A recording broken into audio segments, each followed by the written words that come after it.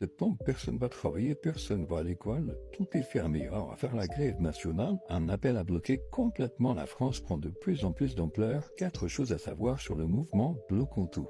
1. La grève générale du pays est prévue pour le 10 septembre prochain. Ce mouvement, qui est né des réseaux sociaux, réclame notamment plus de justice fiscale et un rejet du plan Bayrou pour le budget 2026 de la France. Pour rappel, mi-juillet, notre Premier ministre avait annoncé vouloir faire près de 44 milliards d'euros d'économies en supprimant par exemple 2 jours fériés dans l'année ou en gelant les prestations sociales. 2. Les origines du mouvement ne sont pas très claires. Selon France Info, la première fois que l'appel a été lancé sur les réseaux, c'était fin mai sur un groupe Telegram nommé Les Essentiels. Un groupe proche des sphères d'extrême droite et complotiste selon RFI. Un des cofondateurs du mouvement, contacté par l'Humanité, a cependant assuré défendre une initiative apartisane et accepté d'être soutenu par tout le monde, quel que soit le parti. 3. Les moyens d'action prévus sont divers. Boycott, confinement, grève générale, certains font d'ores et déjà un parallèle possible avec le mouvement des Gilets jaunes en 2018, durant lequel les manifestants avaient l'habitude de se réunir tous les samedis, un jour chômé pour la plupart des salariés. Le 10 septembre tombe un mercredi,